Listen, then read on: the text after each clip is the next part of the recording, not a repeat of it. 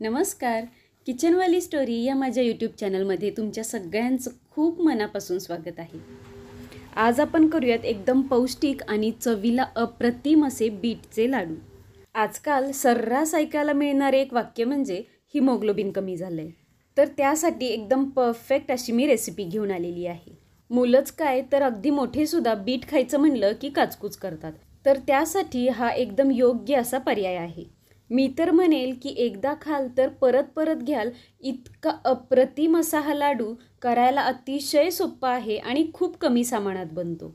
चला आता बिलकुलही बोलण्यात वेळ न घालवता सरळ किचनमध्ये जाऊयात आणि लाडू करायला घेऊयात.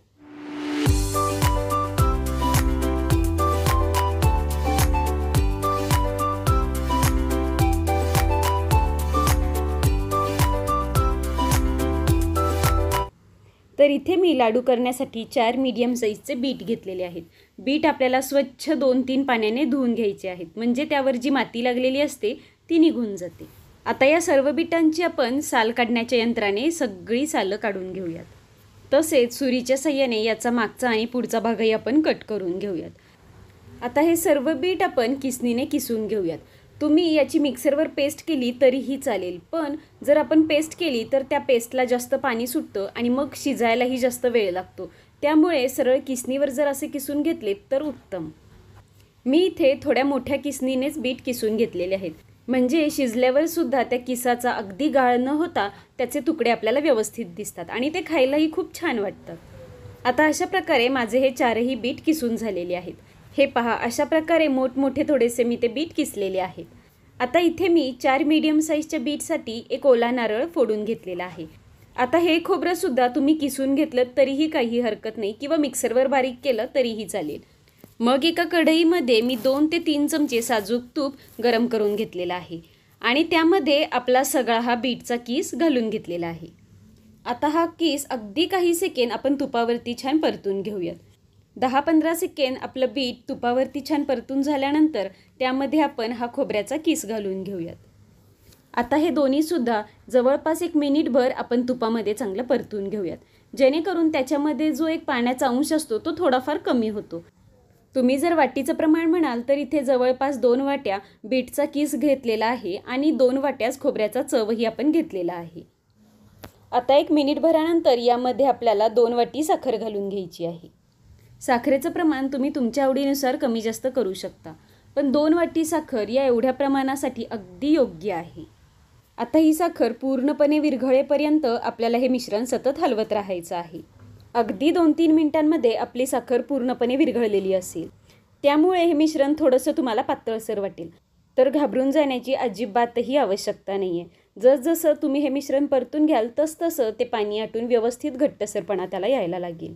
तर हे पहा, जवळपास 8 ते 10 मिनिट परतून झाल्यानंतर हे मिश्रण थोडंसं घट्टसर असं होत आलेलं असेल. आता या स्टेजला आपण यामध्ये 1 चमचा रोज एसेन्स घालून घेऊयात. मी यावेळी अजिबातही असं म्हणणार नाही की जर तुमच्याकडे असेल तर घाला, तर आवर्जून तुम्ही यामध्ये 1 चमचा रोज एसेन्स घाला. यामुळे पहा, तुमच्या लाडूची चव इतकी सुंदर लागते की मुलांना कळणार देखील नाही की हे लाडू बीटचे आहेत म्हणून. आता पुन्हा एकदा आपण हे मिश्रण 3 ते 4 मिनिट छान परतून घेऊयात आणि जेव्हा दिसेल की हे मिश्रण आपलं एका जागी गोळा होतंय तेव्हा आपण गॅस बंद करून घेऊयात. आपलं मिश्रण थोडंफार ओलसर जरी वाटत असलं तरीही जेव्हा ते थंड होतं तेव्हा त्याचा घट्ट गोळा असा बनलेला असतो, त्यामुळे अजिबातही काळजी करायची गरज नाही आहे. आता हे मिश्रण जवळपास 1 तासभर आपण रूम टेम्परेचरवर थंड करून घेऊयात आणि मग त्याचे लाडू वळायला घेऊयात. नेहमीचे आपण जसे लाडू वळतो त्याप्रमाणेच आपण हे लाडूही वळून घेऊयात आणि बिलकुलही डेसिकेटेड कोकोनट वगैरे वापरण्याची काहीही आवश्यकता नाही. सरळ सुकलेलं खोबरं घ्यायचं आणि मिक्सरवर बारीक करायचं एकदम, आणि त्याच्यामध्ये हे लाडू आपल्याला गुळवून घ्यायचे आहेत. यामुळे हे लाडू दिसायलाही सुंदर दिसतात आणि ओल्या खोबऱ्याची, सुक्या खोबऱ्याची चवही त्याला खूप अप्रतिम अशी येते. आता अशा प्रकारेच आपण बाकीचे लाडूही वळवून घेऊयात. साधारण 4 बीट आणि एका ओल्या नारळामध्ये आपले जवळपास 23 ते 24 हे लाडू बनून तयार होतात. तर पाहिलं तुम्ही किती सोपे आहेत हे लाडू करायला आणि खायला तर अप्रतिमच आहेत. तसं पाहायला गेलं तर सामानही खूप कमी लागतो, फक्त थोडासा वेळ त्याला परतण्यासाठी लागतो इतकंच. हे सर्व मिश्रण परतायला आपल्याला जवळपास 13 ते 14 मिनिट लागलेले आहेत. पण जेव्हा यातला एक लाडू आपण तोंडात घालतो ना, तेव्हा लक्षात येतं की आहाहा, हे 13-14 मिनिट सार्थकी लागले. चला तर मग हे रसरशीत असे लाडू पाहून मला तर काय बोलावं हे सुचत नाही आहे. तोपर्यंत तुम्ही आपल्या चॅनलला सबस्क्राईब केलं नसेल तर सबस्क्राईब करा आणि आपल्या व्हिडिओला लाईक आणि शेअरही नक्की करा. चला तर मग भेटूयात अशाच नवनवीन आणि छान छान रेसिपीजसोबत पुढच्या व्हिडिओमध्ये. तोपर्यंत हेल्दी खा आणि हेल्दी राहा.